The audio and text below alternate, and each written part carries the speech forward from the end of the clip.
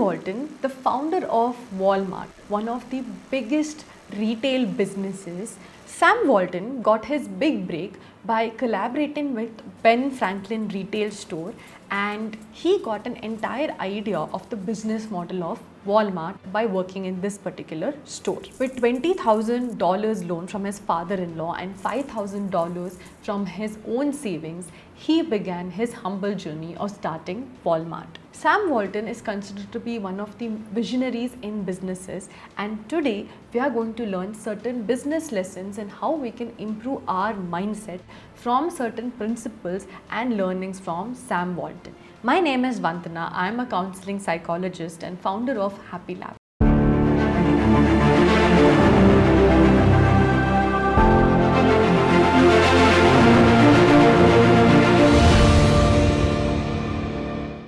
We provide counseling services for founders and senior level executives because we believe that it's not always the strategies that is going to help you, but also the emotional aspect of it needs to be well taken care of, and that's where I come in. I'm a founder and I'm here to collaborate and connect with other founders to understand how we can build a better mindset for them. There are 5 lessons that we can learn from Sam Walton, and let's dig deeper. Walmart started off when the concept of wholesale stores did not exist.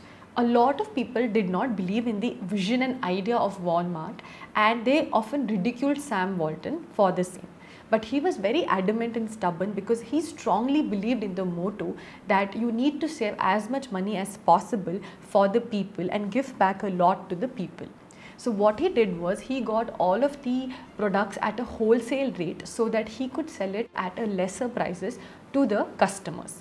And also the thing that he did different from other retail stores was he kept Walmart stores open for longer working hours, especially on weekends and holidays. He ensured that every single product that was sold in Walmart was at a lesser price. Today, Walmart does business of more than $500 billion in sales and has over 2 million employees working with them. So the mindset lessons that we're going to learn from Sam Walton is something that is practiced, implemented and followed by every employee of Walmart. And these lessons are something that is so impactful that can help any other founder to ensure that they build a business which is having strong and wonderful principles that takes the business forward to big heights. Lesson 1.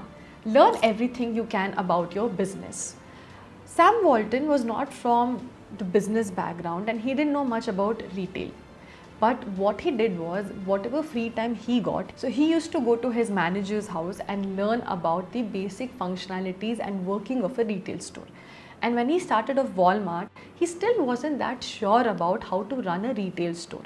So what he did was, he used to go to his competitor's store, understand what is happening and try to learn the best practices of his competitor's store and implement it in Walmart. So if you see over here, what Sam Walton did was, he was constantly learning. There was always that hunger to learn and make whatever is there in Walmart much better than what it was probably few months ago or a few days ago. So this is a wonderful attitude for business owners to have. Because what happens is that when we are scaling up our business, we are focused too much on the day-to-day functionings. And when we do that, we often don't have a lot of time.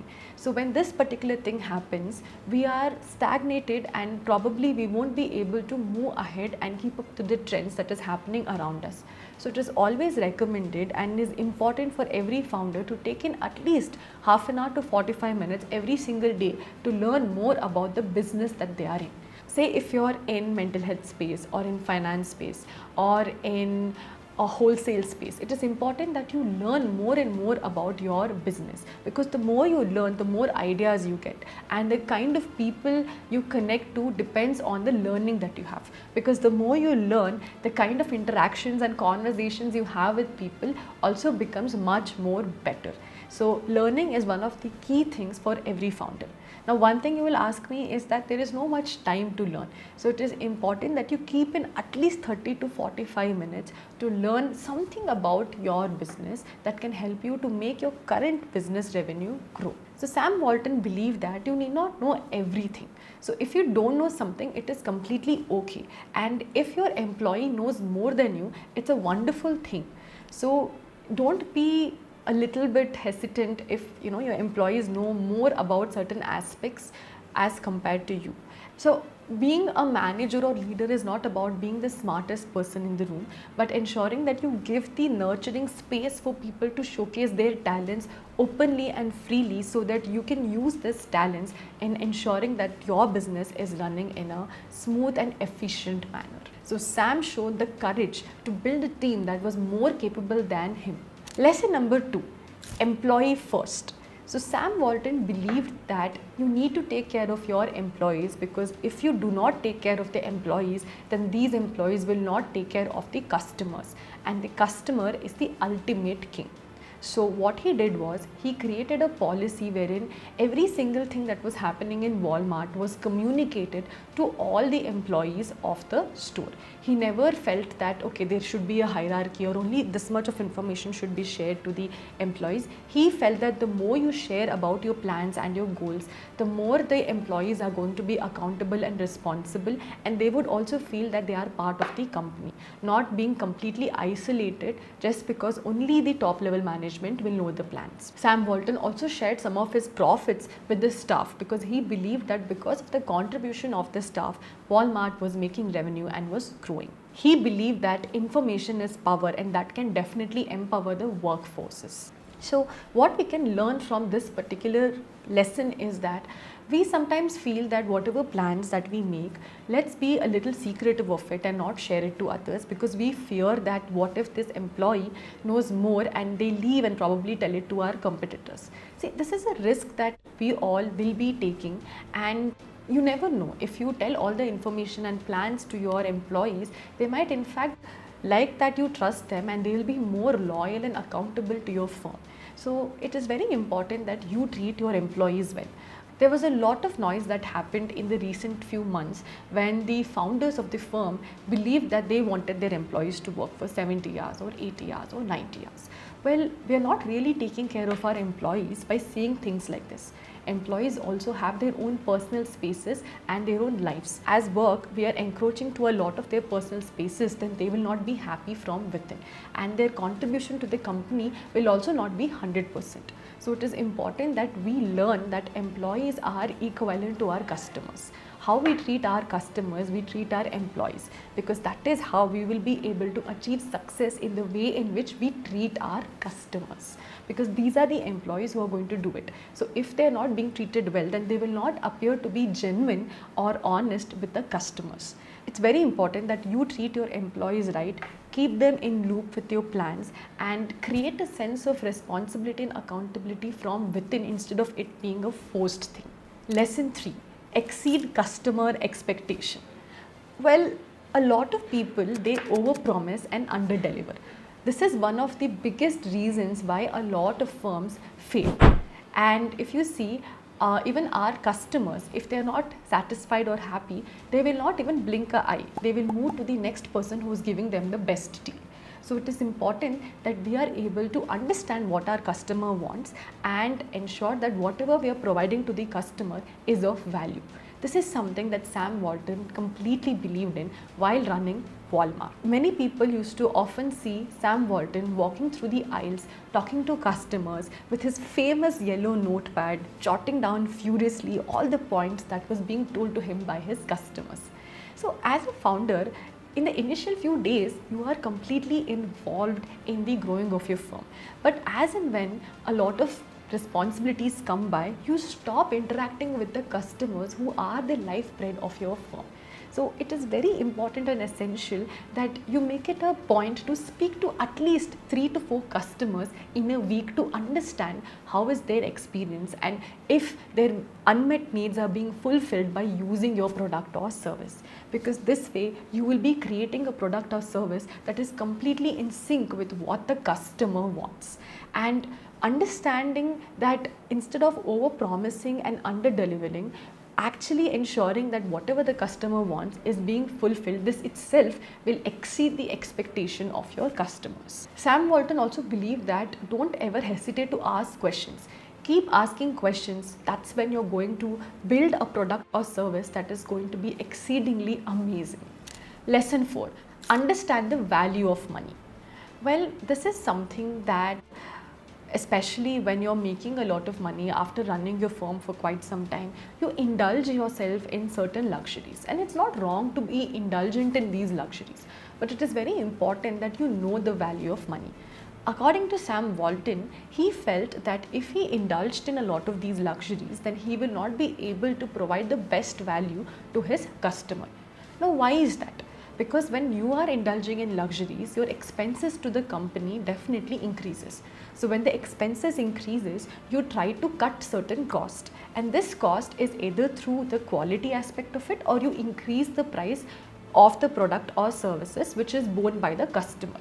So he believed that if he is living a frugal life, this way he is able to contribute to ensure that the money of his customers are saved and the prices or the quality is never depreciated. So he in fact was living in the same house that he was at, using the same cars, and whenever he used to travel, he used to not travel alone, he used to travel with his executives. This way he is able to save a lot of money. So as founders, sometimes we feel that when we get money from the VC or when we are making a lot of profits, we end up spending a lot of unnecessary things. It could be probably hiring a very good interior designer for the firm and paying a very high price. See, hiring an interior designer is not wrong, but we need to understand where we need to spend money and where we can save money. This way, what happens is that we are always ensuring that our costs, our expenses are not exceeding a point wherein our customers are supposed to bear this extra cost that we are incurring. So especially in VC money, what happens is that there is a lot of money in your bank account, and in the initial few days or as the days are progressing, you want to spend on a lot of things. Maybe it could be on a very fancy office or on luxuries like purchasing a car or staying in 5-star hotels and conducting meetings.